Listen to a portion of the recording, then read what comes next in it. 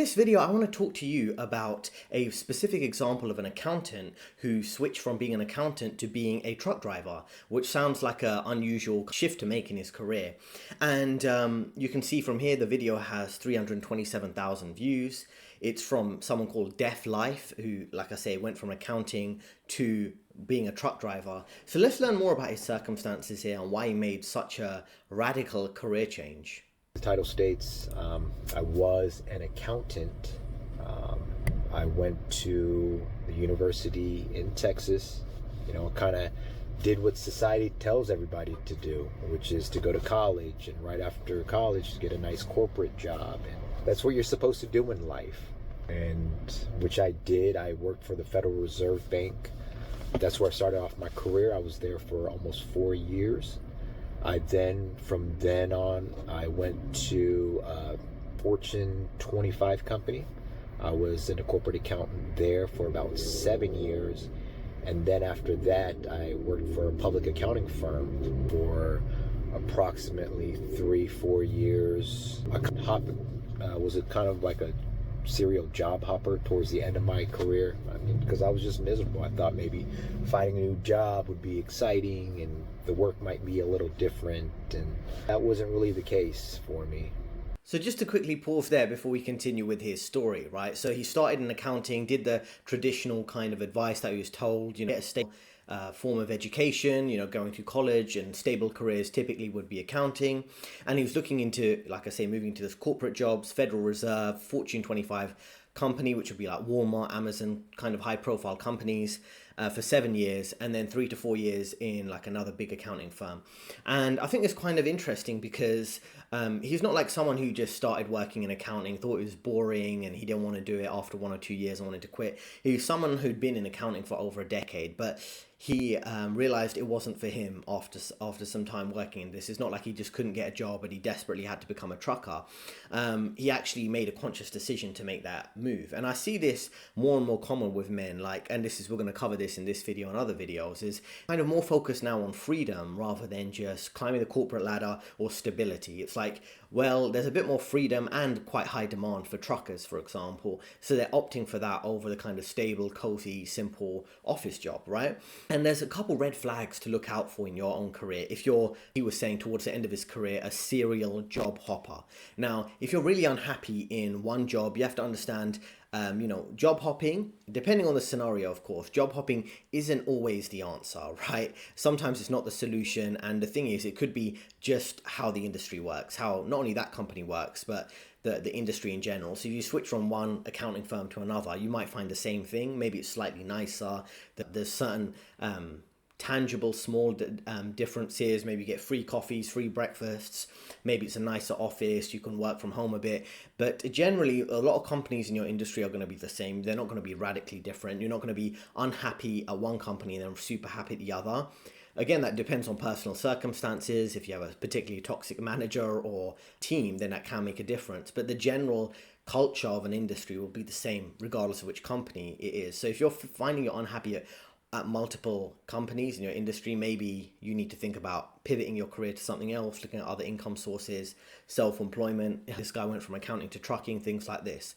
So this is what I mean, right? If you're seeking major change, you could switch from those bigger companies to a smaller company or vice versa, and that's probably the biggest culture shift you're going to see. So some people move from big companies to smaller companies and then they get a bit more work-life flexibility or working from home, and if you're just sticking around with all the small companies, hopping from one to the other or hopping from one big company to another big company, you're not going to notice much change in the culture, right? And the thing is, if you're seeking lifestyle change, that's another way of staying in your industry, but really changing your lifestyle. Like be working abroad. There are locations that have become quite popular for some skilled professionals in London, for example, in the finance industry and other top industries, where they go to work in the Middle East because the weather's better and the tax is much more, like it's like 0% income tax or 5% income tax compared to like some crazy 30-40% or 45% income tax in London, right? So those where you can see a major difference in your life in terms of the weather, in terms of the tax, how much you can save and invest. So it's important to know what you want, and it's good at this stage of his life, which I think he's in his late 30s now, he's managed to come to some of those conclusions. And if you're someone who is looking at changing their career or pivotal changes in terms of figuring out what they actually want in their life and how to generate income sources. I cover this in my coaching program. There is a link in description, and I give you a lot of success secrets through coaching videos, through one-to-one coaching on a weekly basis. It's a 12-week program. Link in description if you want to find out more. I'll tell you how to outsmart office politics and really build a healthy work dynamic that actually works for you rather than just feeling like a cog in a machine for a company. So if we go back to this particular clip, we're going to continue to listen to his story and see what he has to say here. So meaningless. I just, wasn't satisfied with what I was doing. I really hated it. Just sitting at a desk staring at Excel spreadsheets, making entries. Like when I was at the Federal Reserve, I, did a lot of the entries for cash operations, bank deposits, a lot of employee benefits, a lot of entries related to those. Like I said again, it was like so meaningless to me. And on top of that, I would have maybe 3, 4, 5 meetings every day. During our month-end close process, which is where we finalize the numbers every month, we would have status meetings. So every morning, all the accountants would huddle up in a room and we'd go around talking about what tasks we're working on for the month-end close process, and kind of give a percentage of completion. Like task 1, I'm about 20% done. I'm waiting on X, Y, and Z. I also need to have a few more meetings to discuss some more documents and for them to finalize their numbers, so I make an entry for that process. And then I would have another meeting, maybe with a business client, or a partner would want a status meeting, so that's another hour there. And so just just sitting there all day, going to pointless meetings, I just told myself I don't want to live like this anymore. And my birthday was in July, and I am now a middle-aged man, and I think the average lifespan of a U.S. male, I think, was 76 or 78 years old. I've lived half my life, and I refuse to live the second half of my life being miserable and just unhappy and dreading going to work that I hate, to a job that I hate every day. So as you can see here, right, like these are things to look out for, because some people think it's just a company or just that particular job, but you might need to shift industry if you constantly feel these kind of negative emotions, a sense of meaninglessness, dissatisfied with the job, or even, I think a key word where there was like hating my life or hating the job. That very strong words for people to use, right? And it's typically like you need to make a major life change at that point. It's not just, I have a difficult project or person to deal with. It's like I'm really dreading every day of my life, and that's no way to live. And I've dealt with that sometimes in my career. I've worked, if you're new to the channel, I've worked at some top companies like Goldman's and Morgan Stanley and things like that. And without naming any company, there have been times where I've been on a trading floor working, and you're just sitting at the desk, staring at the screen, kind of half falling asleep or trying to daydream to get yourself through the day, just finding any little thing to focus on because sometimes you're just not fulfilled with a job. So those type of things that can happen. And what's interesting here is he's worked at some top companies, Federal Reserve Bank, and many other Fortune 25 companies. And it's interesting how people just assume a lot of the work there is like super interesting and engaging. But the way he describes it, like doing some of the data entry type of work for cash operations, a lot of these jobs, and there are interesting elements definitely to some of these things. You're dealing with big transactions, working with government entities, big companies and things like that. But there is an element of it where it is just, it can feel like meaningless or glorified admin, like data entry, putting together a presentation, tweaking little details, and it can be a bit tedious. But that's the reality of some of these jobs. They're not as glamorous as you might think they are.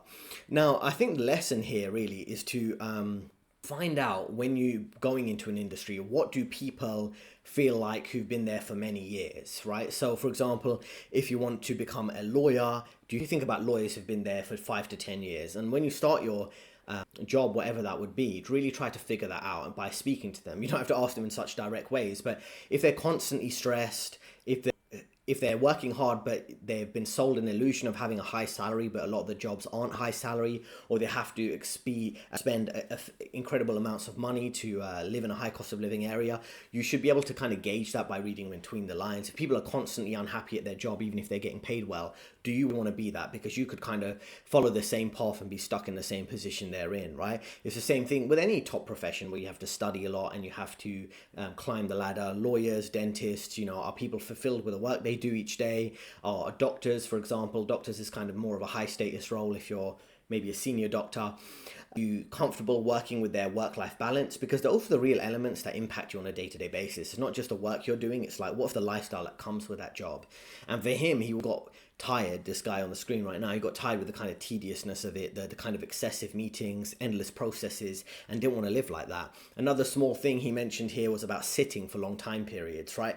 Which sounds like kind of minute point, but I realized for a lot of people, and particularly for men and for myself, like once I had the opportunity to request a standing desk or adjustable height desk, it really did make things a bit easier for me to get through the workday, because it's much more comfortable to be standing for maybe 2 to 3 hours in the afternoon rather than feel kind of sleepy in the afternoon when you're just trying to get through the last few things of the day. And that's what I'd recommend you do, right? That's one small thing. If you're unhappy in your job and you're more of an active type of person, or you prefer to be standing or walking around, try to get a standing desk. You can get a quick note from a doctor saying you've got back pain. I know this is a small side point, but it's a worthwhile thing to like kind of squeeze everything you can out of a company that you're working for that will benefit you, right? And not just the standard free coffee machine or whatever they have for you.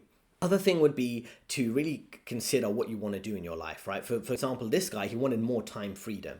He mentions throughout various points in the video, like sometimes he does have long journeys as a trucker. Sometimes they're relatively short journeys and he's done within the day and he can go home. And for some people, they prefer the time freedom and they don't mind taking the pay cut. That's something worthwhile considering. For example, you might pursue an accounting job in a major city where there's a high cost of living, or you might be unhappy and the amount of money you have at the end of the day will be a lot less, even if it might be a high status job compared to trucking. But if you go for something like trucking, you might live in a low cost of living area, have much more time freedom, you might be able to save and invest more money. So it really depends on what you want to do and thinking about your long-term goals rather than what's the short-term status play, which might be getting the high-paying accounting job in a major city. So let's continue to listen to his story here. And a company that I was interviewing with, he said, hey, would you be interested in becoming a driver? We will pay for your CDL.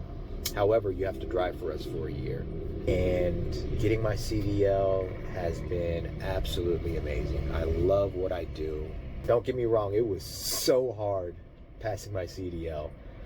Just a quick note before we continue with the clip. CDL is the license you need to drive trucks. So it's like a qualification you need to pass, a driving test type of thing to drive a truck, just in case you weren't sure.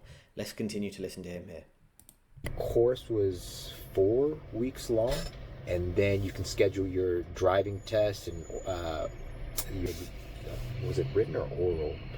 You can schedule your test 2 weeks after that. So you can essentially have your CDL in about 6 weeks. So, I would highly recommend it to anybody. If you're struggling looking for a job right now and you've been looking for over a year and your savings are almost gone, I'd highly recommend going to CDL school. And having your CDL is it's like a golden ticket. So the economy, it's good and bad in cycles. Right now, we're in a downturn, but having your CDL, you can get a job. Jobs where I'm at in the Seattle, Washington area, there are so many jobs right now. I applied to 5 companies, and I literally got 4 job offers right after the interview. Also, during driving school, we had 3 companies. It was Provac, Werner, and United Salad. They had a recruiter come talk to us, and they offered us a job right there on the spot. They gave us their business cards and told us, whoever, after you guys get your CDL, we'll hire you right away. So, and I'm not saying the economy isn't doing well, and yes, trucking has been affected by the downturn as well. I know a lot of people who had their hours cut, but the jobs are still there. It depends on what you are hauling, like if you're hauling fuel or if you're hauling food and beverage, the hour, as much overtime as you want. They don't have enough drivers, and those. So as you can see, he took the effort to get the driver's license to become a trucker, the CDL. And one thing I want to say as a side note, is kind of popular with many men who might not fit in with mainstream society. Some of the toxic corporate jobs that can be negative towards men, or just people who have more independent-minded type of mentality. Men who typically want to go their own way, if you know what that means. And then what ends up happening is that they've looked for jobs where they can be more of an introvert or spend more time in solitude, and that's when these trucking jobs or other jobs that could be like coding, any jobs where you can be more isolated and do your own thing, those are the type of jobs that a certain personality type of men would typically go for, right? And in many ways, like saying the CDL can be seen as a bit of a golden ticket, in the sense that if there's a market downturn, there's typically high demand for truckers, not necessarily as many people cramming into those jobs. And the jobs are in demand, unlike many office jobs right now in the tech industry, the finance industry. So it's a good opportunity to like learn a different skill that can be another income source for you. And you can kind of, it's seasonal in the sense that if you've got a good office job, a kind of good accounting job right now, you can do that. If you do this on the side, maybe you're finding a difficult time getting your next office job, and then you pursue trucking for a year, do the qualification, do the trucking, and then when the market picks up again, you can transition back into a corporate job. I know it might be a bit more difficult because you've spent a year outside of it, but at least you've opened up your stability and different multiple income streams, which people often talk about, but they don't want to consider some of these jobs that are less flashy, less kind of high profile, right?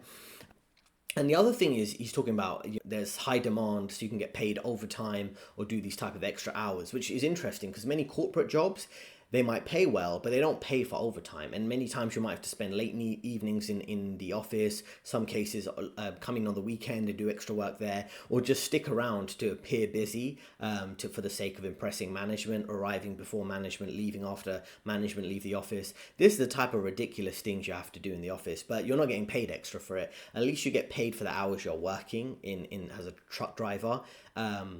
Which is kind of better because there is a level of resentment you develop when you're working a corporate job and you have to constantly expand your hours without getting paid more. At least if you know you're getting paid more for doing extra work, it's a bit more easy to kind of play along with when you're a truck driver.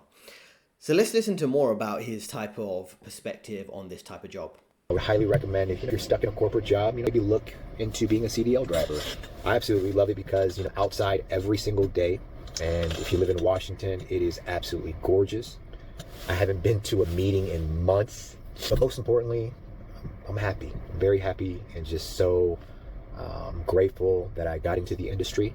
And if you decide to get your CDL or you're thinking about it, just think of it as a stepping stone. It's not, I got my CDL, so okay, I have to be a trucker for the rest of my life. No, it's something that you can always fall back into. Say you're in tech and you get into trucking for a few months until the economy gets better, or a year, and then you get laid off again in a couple years. If the economy goes back down, we don't know what's going to happen. You always have that CDL in your back pocket, and trust me, the jobs are plentiful where I'm at. Once again, if you're in Kerrville, Texas, or in Ohio, or it might not be, the jobs there might not be as plentiful, but in big cities like Seattle, LA, San Diego, Houston, New York, the jobs are plentiful. And like I said earlier, I got job offers right away. So there we go, right? So it's worthwhile comparing, corporate jobs versus being outside. And I think many people are going to be pushed outside of corporate jobs over the next few years, partly due to outsourcing and offshoring, where many jobs move from, let's just say, the West to countries like India, where they might want to do the job for a lower salary, of course. Then you've got many companies, automation, AI, even before AI, which is a bit of a buzzword, right, in the last year or so. There were lots of jobs moving overseas anyway, like high six-figure jobs in New York in the finance industry on trading floors. I've seen those jobs, analyst, entry-level jobs, move to India actually, right? So it's always going to, it seems like it's a growing trend. And then on top of that, you've got the RTO, return to office mandate, right? Where they don't want you working from home. We saw that with JP Morgan in my videos over the last weeks or so. In addition to that, many people are going to think, okay, do I really want to continue down a path that I'm just doing a job, an office job to pay the bills? It may not pay great. I'm really unhappy doing it. And they're going to look at alternative opportunities. I'm sure some of them might go into, depending on demand, government jobs, teaching. Some people might go into trucking, right? They're going to consider opportunities outside of that because the corporate environment isn't necessarily working for them. And unfortunately, the corporate environment does mold itself to kind of mold its employees in a particular personality type, which many men don't like. They don't like being pushed around. And in some cases, women don't like some of the toxic social dynamics at work, right? So there's personality types that are just not going to gel well in corporate, and they're going to look for other opportunities out of a need for survival or their own basic happiness. Right. And then another thing I want to talk about is meetings, right? Lots of meetings in the corporate jobs, which he kind of covered briefly there, right? People really hate these time wasting meetings, right? It feels like your sense of working a job you might not be happy at, of being unhappy there, is intensified during those pointless meetings, because you can see like your time being wasted away. It's not like you're just doing a task maybe slightly slower in the office to burn through the hours of the workday. When you're in those meetings, they're particularly like draining your energy and you feel like you're wasting your life in some of those meetings. So that's the thing I would advise you to do, right? Really think about building alternative skills and not being overly specialized so you're pigeonholed in a particular job, right? Like if the only thing you can do in this whole world is accounting, then you're in trouble, right? Because once the demand for accounting goes down, then how can you adapt to market changes demand?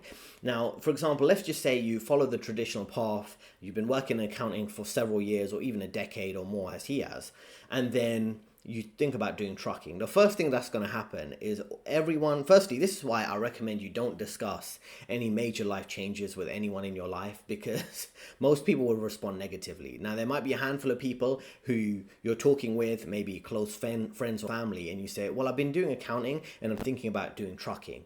Now, most people are going to call you crazy, talk you out of it, give you lots of negative feedback. That's why you need to kind of do things for yourself and think for yourself. And like I say, there's probably one or two people in your life you can discuss those type of life changes without them kind of coming down on you harsh, calling you an idiot, right? So that's why I recommend you really think about things carefully in terms of developing a varied skill set. And if you're going to make major changes that make sense to you, but not to other people, even investment decisions, you should kind of do it by yourself. You don't have to tell everyone your business, right? If you're, for example, transitioning from accounting to trucking, and you know most people you know are not going to react well, you can be selective what information you share with who, right? You might tell people, oh, I'm still working in accounting, maybe at a smaller firm. Meanwhile, you're working as a trucker, trying to see if it's going to work out for you, maybe over 3 months, 6 months, a year. And if it is working, then you can go and discuss it with other people after that. Just say, oh, I discussed it when I was making a transition, but it's actually working out for me. You don't want people to talk you out of good ideas because it's unconventional ideas, because everyone following the conventional path is not winning. That's the truth, right? Everyone's stuck in like a dead-end 9 to 5, followed the traditional path, they're not winning. People who are winning, who are making those riskier decisions, right? They're not just stuck in the office all day. They might be, building a side hustle, developing other income streams. And this guy is going to develop more stability for himself than someone who's working only in accounting or only in tech, for example, because we see that the demand goes down, then the people are unemployed for a year. And he won't be unemployed for a year, basically, right? Like he says, if he goes back into accounting and there's another downturn, he'll just go back to trucking, right? Most people, because they're so self-conscious about other people judging them, they're not going to make those type of changes, right? They're not going to take the risks to go and step out and bet on themselves or adapt in a very smart, a logical way in this type of job market. So really think for yourself, make decisions for yourself, and don't share information with people who are just going to be negative influences on you and just talk you out and want you to stay in your little box and not grow and develop as a person. Now, the other thing I want to say is, like he's mentioning getting job offers immediately, especially now in corporate office jobs. The job market's flooded with people who've been subject to a layoff. which I've covered actually, I think, in my last few videos around HSBC. HSBC is a major investment bank. Thousands of people have lost their jobs, middle management, not just like junior people. And they're struggling because there's so many recruiters out there who've got tons of CVs of people who are unemployed looking for a job, who are on like high paying jobs compared to most people, and they just can't find the next opportunity. Now, what percentage of those people who've been laid off from HSBC, for example, are going to humble themselves or think outside the box and get a CDL and consider trucking or consider another type of profession? No, they're all going to try to ram themselves into a smaller hole of less and less opportunities, right, in their particular industry or their particular niche. So like I say, you want to think outside the box and go your own way. Now, it's good to build, like I say, significantly different skills like accounting and trucking, so you can be self-employed and be your own boss, right, and work on like kind of solo freedom plan rather than just focused on an environment where, in order to succeed in a lot of these jobs in the corporate world, it depends on office politics, and you might prefer solitude as a man, and doing this type of opportunity could work out for you. And the key idea of thinking about this is a concept called Barbell strategy. And you might have heard of Nassim Taleb. He's written many popular books about life strategy and about, he's referenced quite vigorously in terms of management, business, finance. And he's written books like Anti-Fragile, Skin in the Game. You've probably seen some of these. These are type of like Malcolm Gladwell type of books. So his books like Anti-Fragile are particularly popular. You can look that up. And his whole concept of barbell strategy is instead of relying on a single career path in this context, you would combine two different things, which would be radically different, right? Accounting is more analytical, trucking is more physical, and it creates a good optionality for yourself. Like the top two ends of a barbell, you have weights on the end of a barbell.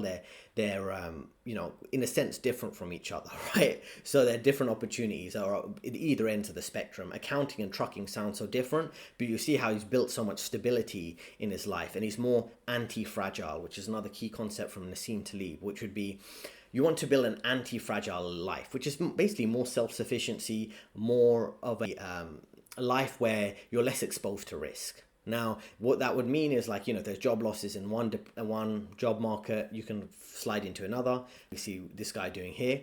And also limiting your downside, right? You want a high upside in the sense that with how can you upscale yourself? In both trucking and accounting, you can become self-employed and become a freelancer. And then this type of barbell thinking is, in a sense, combining two different markets in a way that would reduce your risk, because most people don't think like this. They will think, oh, I want to reduce my risk, so I'll get a safe accounting job, right? A safe desk job. But that's not always the case, as we can see now, right? It's about being more dynamic, right? Whether it's accounting or trucking, and being able to hedge your risks between these two very different industries. And also he'll understand the blue collar world through trucking and the white collar world through the corporate job. So it makes you more adaptable and less fragile, right? So bear that in mind, because I'm sure everyone out there, you have two radically different skills. I've mentioned in some of my videos where I was working with someone who had a standard kind of office corporate job at a major investment bank, and she was kind of in her mid 40s, and she wanted to develop another skill, which she should have invested more time in, because I could see they weren't too keen to keep her there. She was kind of like an average performer, and she wanted to become a nutritionist on the side, right? And she discussed it with me a few times, and she should have really pushed in that direction, because it'll build more stability in her life. Completing the nutrition qualifications, the official nutritionist qualifications, also doing other things like, you know, maybe cooking videos or whatever that would be to promote her brand. That's how she could have built more stability into her life, right? But lots of people don't. They just put it off, or they're drained from their corporate job and they don't have time to do it. This guy's basically taking a year or more off to build stability in his life through trucking. So if you're interested in thinking outside the box and you really want to build more career control rather than be at the whim of a company snapping their fingers and that laying off thousands of employees, including yourself, let me know. There's a link in the description. I'll help build you a career path towards freedom, outsmarting the office politics so you can keep your career as long as possible, plan for promotions, deal with layoffs, and being a man in the corporate environment, how to survive that, and also developing like investment strategy plans through improving your financial knowledge. So link in description if you want to speak with me directly. Let me know in the comments, would you ever move from a corporate job to a radically different job? Would you go from corporate to construction, accounting to trucking, coding in a tech type of job? Would you go from that to being a nutritionist or being a fitness trainer? Some of these things, I've seen a few people do similar things or build a skill stack, which is quite varied like that. So it's worthwhile considering. Let me know in the comments what you think about that.